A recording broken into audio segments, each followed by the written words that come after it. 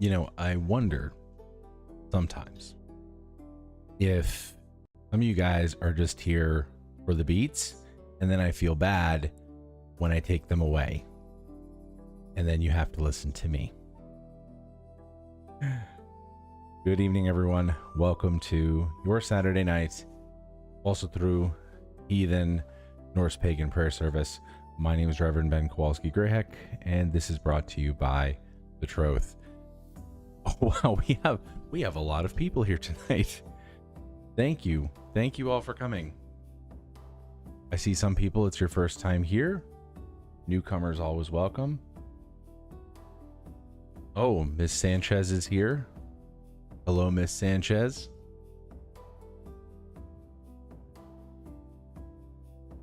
And I see some familiar names from this morning as well. Thanks for coming back. Nice to begin and end the day with this, huh?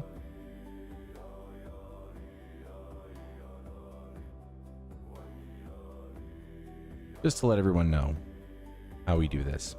If you haven't been here before, this is your first time here, we divide this into 3 parts. The first part is going to be education. That's going to be me talking to you about this thing over here, the threefold method, where it comes from, who came up with it. Spoiler alert, it was me. Where I got it from, how I developed it, and why I'm sharing it with you. Then we're going to actually do this prayer together. If you've never done a Norse pagan prayer before, you just really want to see what it's like, we can actually go through it together. This is just one way of doing it, I should mention. When I say that I came up with this, I did come up with this. So this is merely one member of the clergy's way of praying. There is no one correct way to do it, but if you've never done it before, you really want to see what some of us do, I got you. Oh, Renata, you are back. Welcome back. Ah, civilized, of course. So good to see you again. So good to see you again. Okay, let's begin with education. Oh, sorry. After we lost my train of thought. After we do this together, okay? After we go through this together, we are then going to go into our questions and answer sessions, which usually is about 10 minutes at the end, where if you're new here, you know, and you have questions about Asatru, heathenry, Norse paganism, if you have questions about the Troth as an organization, what do we do? I'm happy to answer any of those questions that you might have. This is our time. So that'll come at the end, though. I do expect questions throughout, and I will do my best to answer them, but my most focused attention on questions will be at the very end. Hope that's okay. And yes, I will be saying hello to some of our regulars and stuff throughout the process. Okay, let's start with education. Where did this come from? What is this? Why did somebody do this? Why did somebody write this?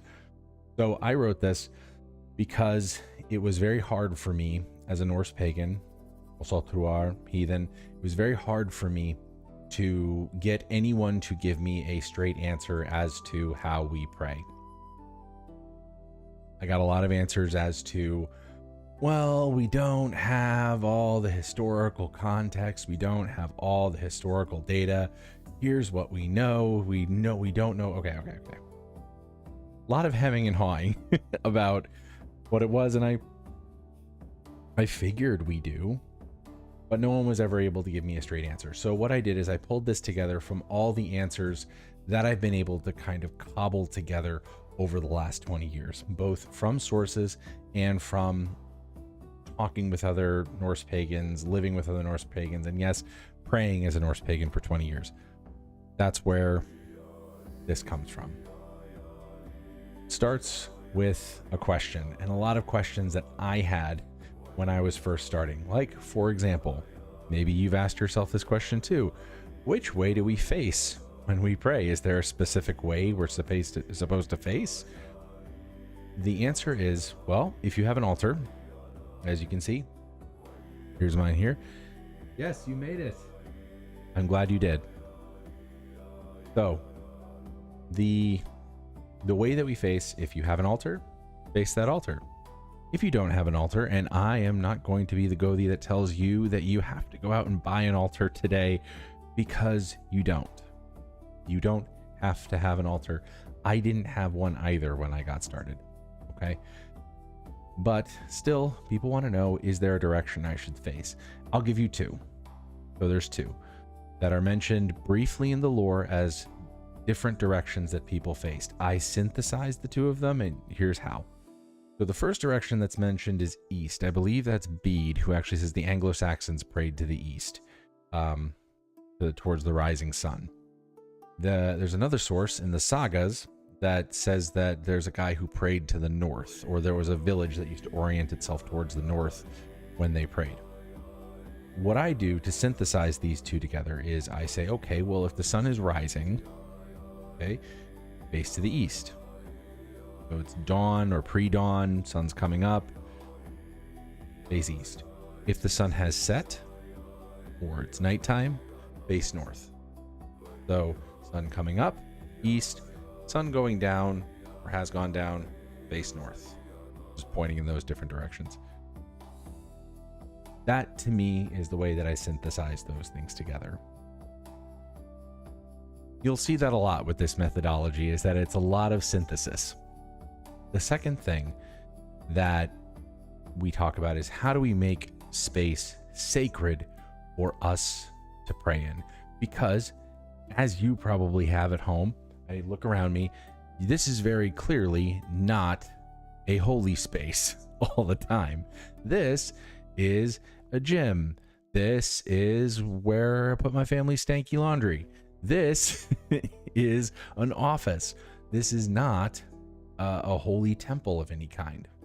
I'm sure that at your home, you probably have multi-purpose spaces too. In fact, you might just be in an apartment of your own and all you have is like some small corner of that apartment to yourself. And that apartment gets used in all kinds of ways. How do we make that space sacred for the moment we need it? I'll tell you. There's a lot of different ways in heathenry that we have over time done this sacred space thing. And I'm going to shout out my old school people here. If you're old school, you know, how do we do this? Join me if you sing along if you know the words. Hammer in the north. Hail, hallow this holy stead. Hammer in the east. Hail and hallow this holy stead. Hammer in the south. Hammer in the west. Hammer above. Hammer below. You know how this song goes. That is the hammer right. And that was done a lot. And if you are old school, you have either done this before or you have seen it done before. Yeah, my my fake hammer. But yeah, that is what a lot of us grew up doing, we came up doing. For me, it's a little bit dramatic, a lot of shouting involved. I wanted something less dramatic because let's face it, sometimes you've got roommates and you don't want to be scaring them like holding a hammer and waving it all over the place. Likewise, another thing that people have done is they've also started bringing candles, my fake candle, or lanterns or torches, and what they'll do is they'll take that and they'll circumambulate around the holy site, so the place that they're going to do the thing, and they'll chant or they'll sing or they'll say a few things as they go around in that way. Really beautiful looking. I've seen these kinds of processions before. They are very moving, very cool. However, I do not live on a palatial estate in rural Idaho. I do not have access to the pristine woodlands of rural Idaho. I don't have that. I have the space between these two hands here, right? This is the only space I have. This is it.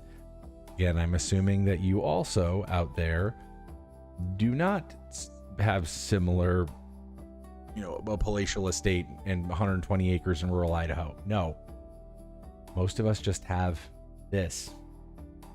Even less most of the time. Pray while driving to work. You have the space of a car seat.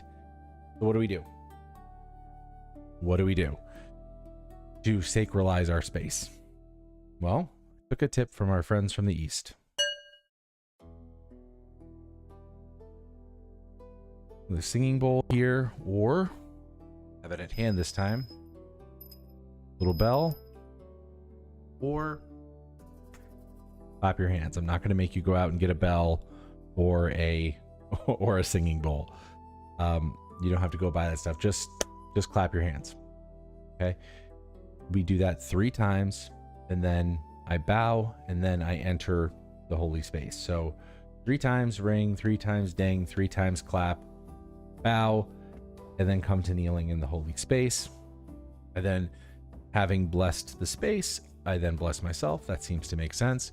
Touch my hand on my forehead, say bless my thoughts. Touch my hand on my throat, say bless my words.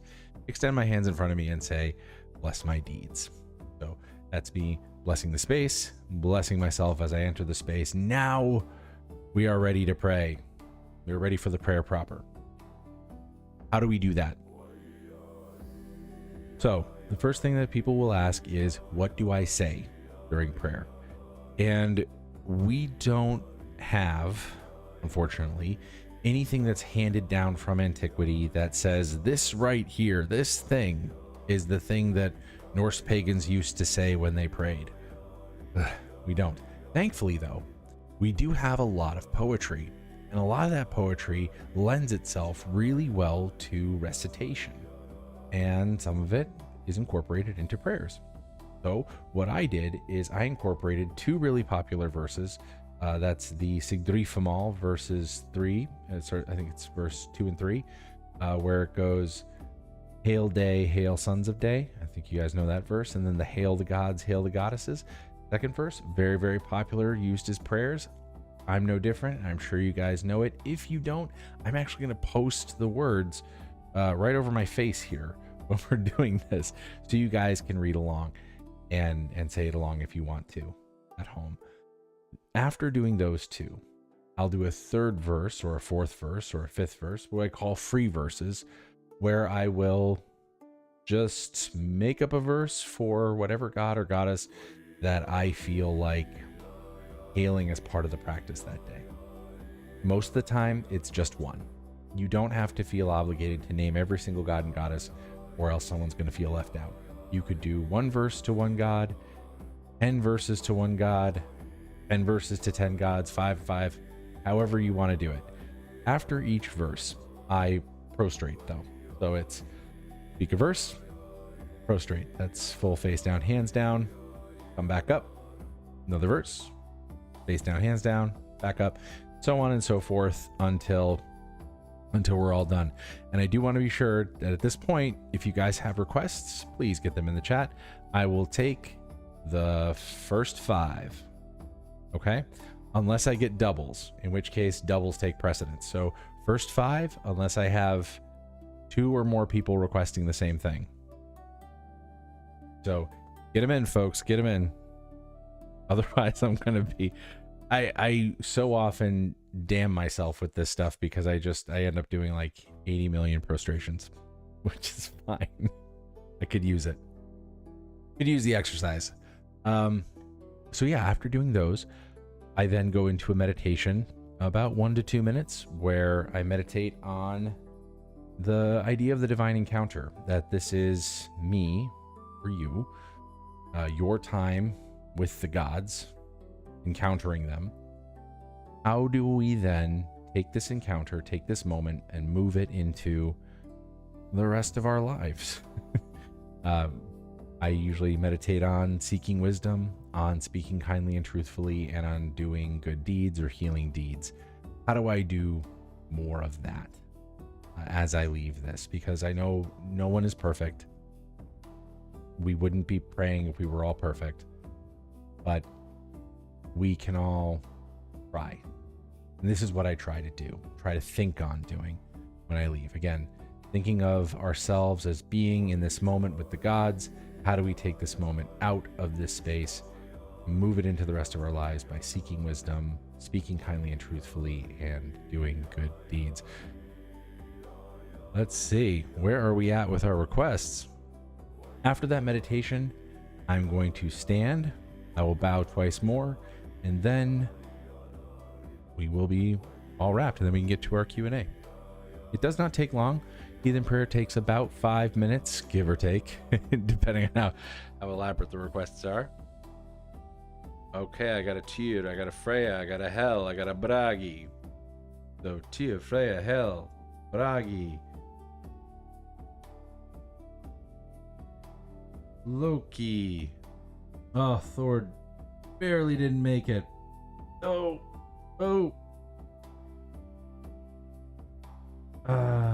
Shoot. Okay. So I got our 5.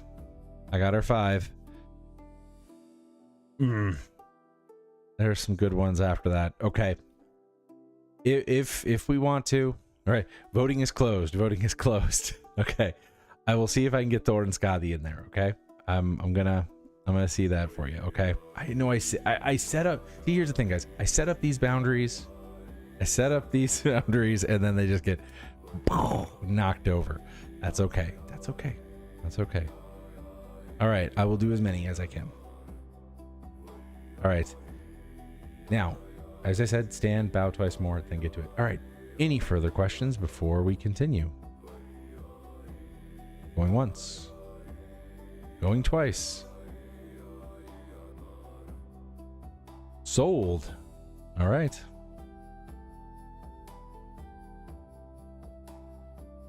Let's get to it.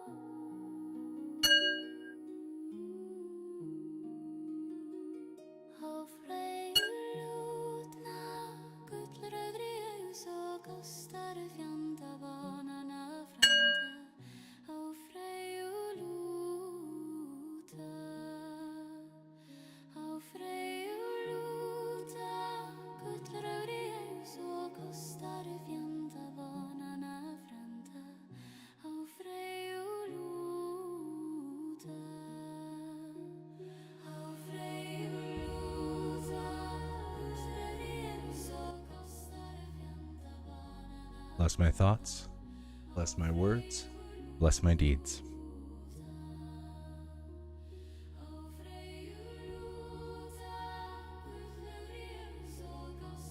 Hail day, hail sons of day, hail night and her daughter. Look upon us with kind eyes, as we who are patient find peace.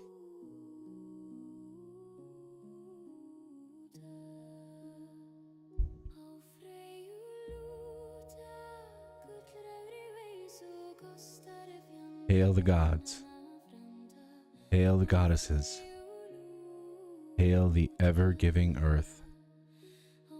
Bless us with wisdom, kind words, and healing hands, lifelong.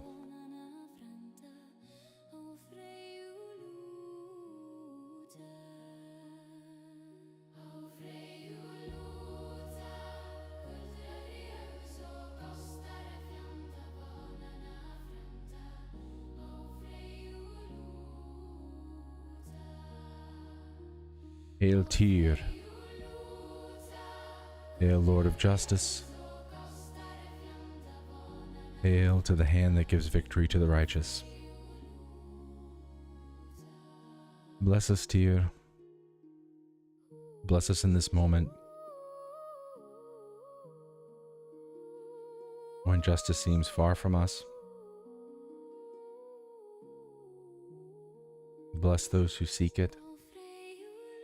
Urge them on. May they find their reward.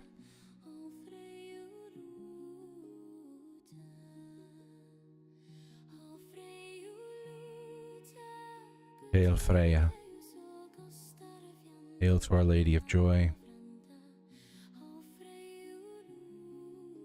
our gracious Lady of Light.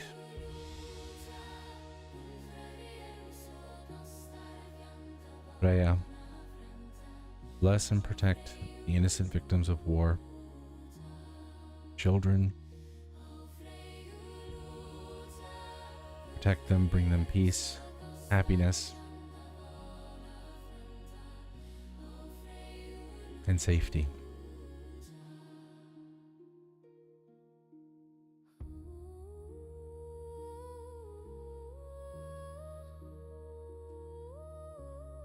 Hail Hel. Hail the gracious hostess. Hail the gracious lady who keeps our precious beloved dead.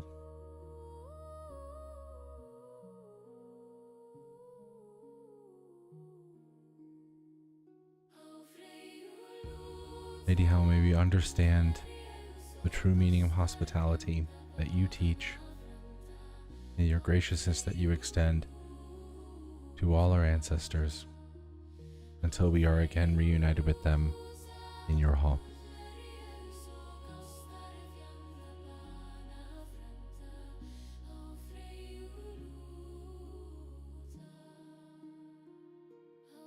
Hail Bragi. Hail your rune-carved tongue. Hail your sharp wit and your verse.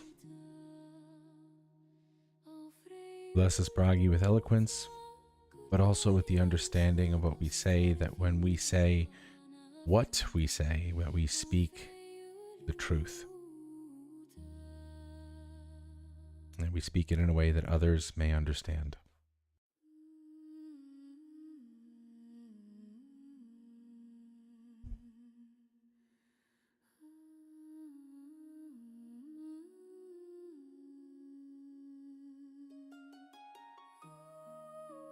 Hail Loki. Hail the faithful traveler. Hail the companion of Thor. Loki, may you bless those who have the courage to be themselves, who are on their journey to become their truest self. Grant them their courage and their bravery. And may you transform their difficulties into the path that gets them to where they need to be.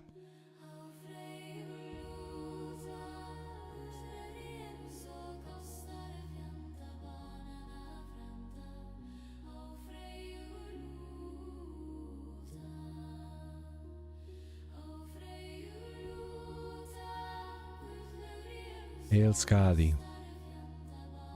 Hail the Winter Maiden. Hail the huntress who walks behind the trees. Skadi, may you guide all those who are lost. May you find them in your woods and bring them home to warmth and comfort.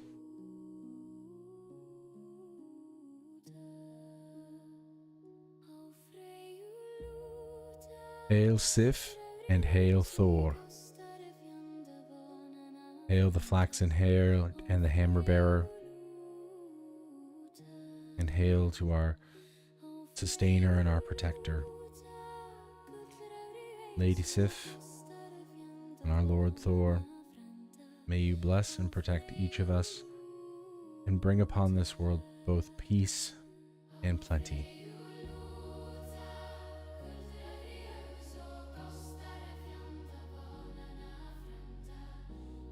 Okay. Let's meditate. 1 to 2 minutes, where we're going to think on the encounter with the gods and how we take their goodness, their holiness, and how we make that manifest in the world through our thoughts, words, and deeds by seeking wisdom, speaking kindly and truthfully, and doing good deeds. Think on that. 1 to 2 minutes. I'll let you know when that's up.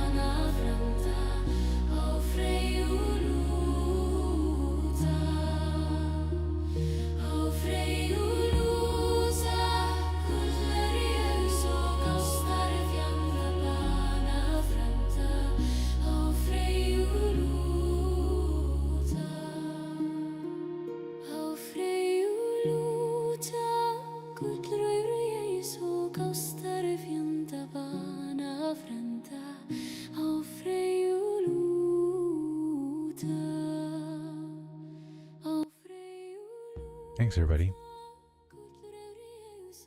Now let's stand, bow twice more, and then we'll talk.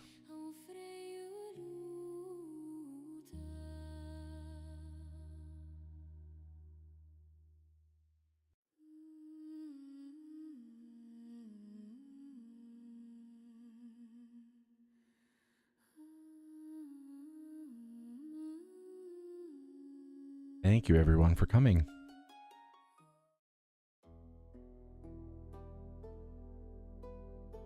Hope that you enjoyed your prayer service. This was your first time. Congratulations, you have just either witnessed or formed yourself your own Norse pagan prayer. Well done.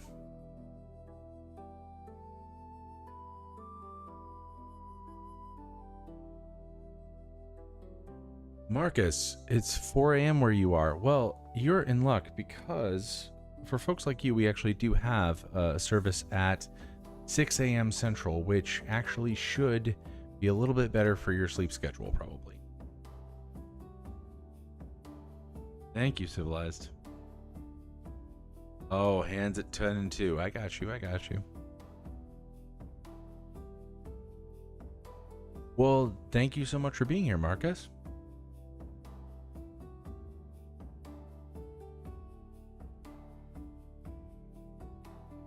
Glad everyone was here.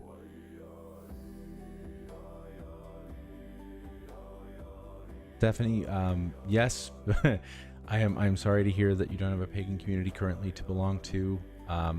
Yes, this is partly why we do this, because there are those of us out there who've never, maybe even never met a pagan before, or another one, and there are many of us out there. It's just, I understand how hard it is to connect. I understand that we live in times where things are scary, and sometimes this is more comfortable for a lot of people.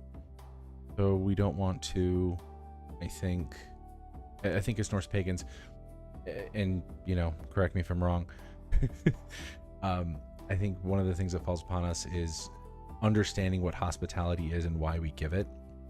And I think that part of this service is hospitality, in that we are trying to help people who might not have community have some kind of connection, that simply because they are just born where they're born, or have the family they have or whatever, that they should not be deprived of religious community if it's available for us to provide. Oh, great.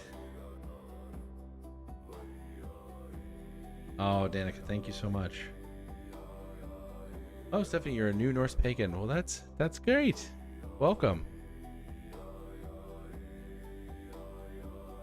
Oh, Lydia. Lila, thank you for the music. I wish I could say it was something that like I hand composed it, but the only thing I wrote was the lyrics. And it's just a mantra that I have for the gods and goddesses. I plugged it into an AI and it spat out these songs. So, because I was unable to use the free music streaming service, and it just felt really awkward to like sit there in silence when we first started doing these. So for those of you who actually been here for the first, we did not have music at the beginning, so it was a little bit awkward just sitting there.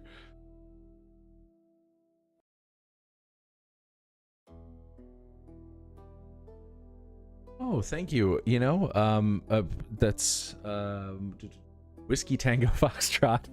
Thank you for the wonderful compliment. I don't particularly think of myself as being in any way like charismatic or anything like that. So I must be assured that this was the will of the goddesses themselves acting upon you, because I am certainly not the chilling type. Oh, well, that's that's very moving. Thank you.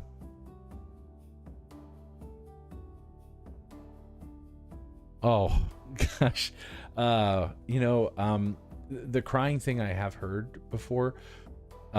Sometimes it's just and this is something that we've done here, and this might be a troth thing, might be something, but or it might be just my approach as a Gothi. I'll candidly tell you guys, I don't worship Loki. I've never worshipped Hel. I've never worshipped Fenrir, Angrboda, whatever. I've never done that. But because you